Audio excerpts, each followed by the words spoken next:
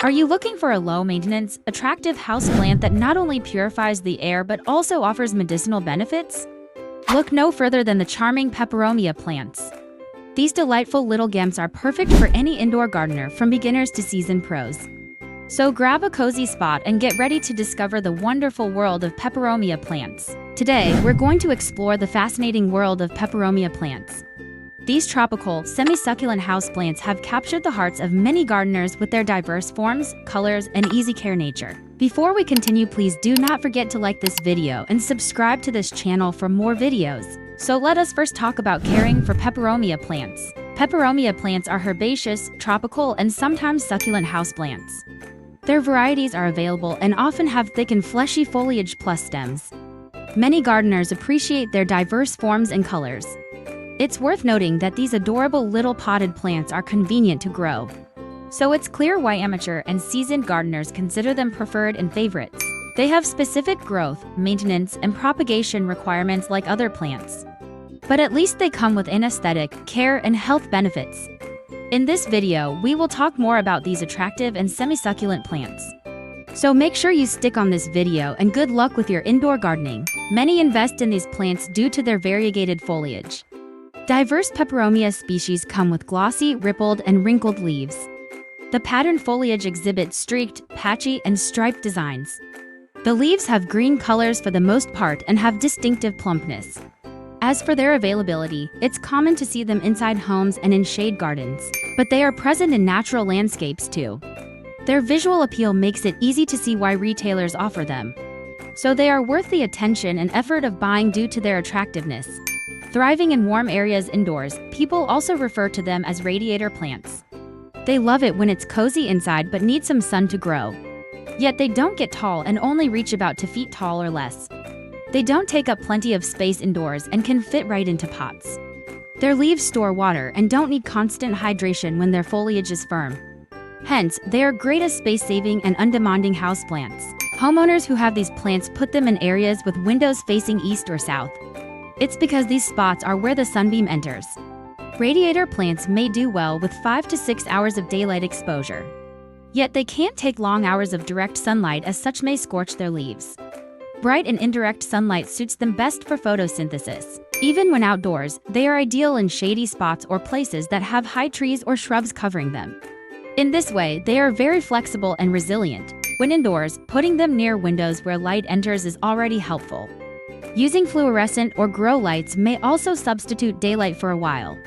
When the days are shorter during wintertime, they need artificial lights for support. It's for them to get continuous illumination and a bit of warmth.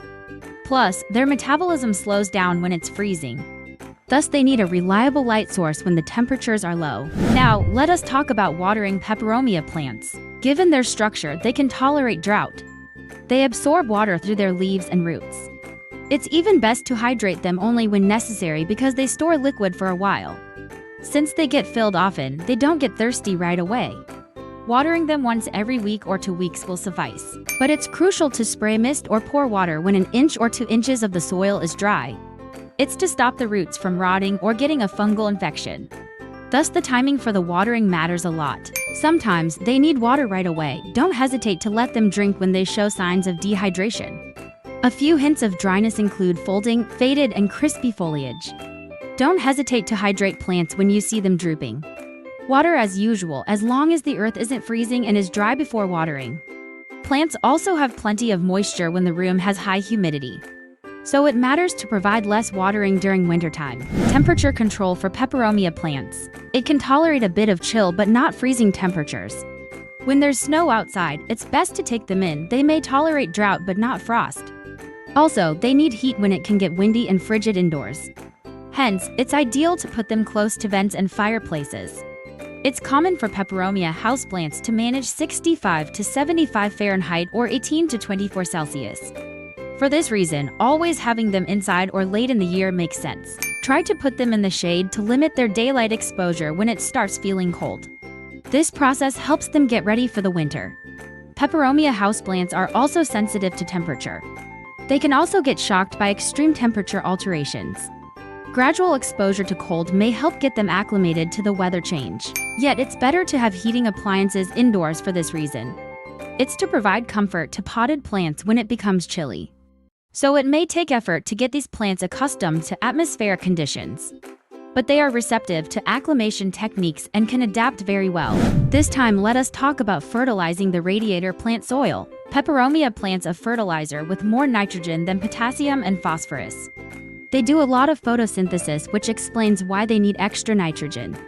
Their phosphorus requirements are low since roots aren't that big and long. Still, the potassium is somewhat lower than nitrogen.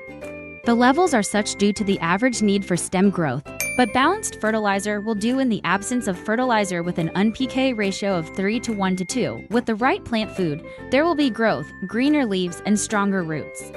So it matters to get some fertilizer for your radiator plants. Aside from knowing what plant food to use, the timing is crucial too. It means you need to do more than feed your plants at random. People observed that it's best to put some compost on these during the growing season. It means giving liquid fertilizer every 2 weeks, from June to September. Unlike in winter, these plants are active in summer. When it gets cold, it's time to reduce soil fertilization. Reducing your usage of fertilizer helps prevent root rotting. Still, folks use diluted liquid fertilizer since it has less salt. In this way, you won't dehydrate your plants by accident. Hence, the frequency of fertilization matters when taking care of radiator plants. Peperomia pest and disease treatment and prevention. On occasion, peperomia plants get sick due to improper care and neglect. Even if they are low maintenance, checking them is crucial in keeping them alive. Some factors may affect their sunlight exposure and moisture levels. Partial daylight is good for them, but too much of it may cause dampness. Another thing that could cause wetness is overwatering. Plants can also drown when they get too much water because it makes their roots unable to breathe. Plump leaves and roots also attract bugs that feed on plant saps. Hence, the key to healthy peperomia houseplants is to see that they don't get saturated with water. Give them enough water, warmth, and daylight to thrive. Aphids and mealybugs are some of the known pests of our radiator plants. Their presence often causes stunting, growth deformity, wilting, and even death. Removing them involves plucking them from the plants. For convenience, insecticidal soaps and similar solutions are available too. Look for holes in your plant foliage to see if they are around. Sometimes you won't see punctures but discover dust-like particles. So it's sensible to make time to wipe the leaves of these plants rather than to keep them dusty. Peperomia plants purify the air of impurities. Aside from converting carbon dioxide into oxygen, it is helpful in formaldehyde removal. The toxic substance is colorless and carcinogenic. It has other harmful effects on humans. Pressed wood products, paints, foam insulation, and other things have it. With the radiator plants, they get absorbed and the air turns cleaner. They are even convenient to propagate as they can grow from cuttings. Breeding them isn't that difficult. Thus, it's good for the environment and human health to have these plants around. These plants also display analgesic, antibacterial, and anti-inflammatory properties. Others take care of them because of their medicinal value. People boil their leaves and apply them to the skin. They help with diseases such as acne, boils, and infection. Besides, they are safe to try as long as people only use them for topical application. Also, these plants are not toxic to humans and common household pets such as cats and dogs. Still, their peculiar appeal may boost mood and relieve stress. Their mere presence gives companionship since they are living things too. So they make excellent houseplants for physical and mental health. Brightening up a house at any time of the year is possible with peperomia plants. They have a natural artistic look and are low-maintenance houseplants. Hence, they are attractive plants that allow occasional neglect. Also, these plants are medicinal and have beautiful foliage with proper care. People can also use them to decorate based on their personality and style. It's because more than 1,000 species of peperomia herbs are available. So it's clear why many retailers continue to propagate and distribute them. We hope you found our entry about peperomia houseplants amusing and helpful. If you have any questions about these plants, please don't hesitate to send us a message or comment on this video. Also, you can share your experiences with us about these plants. For now, thanks for watching the video and have fun gardening.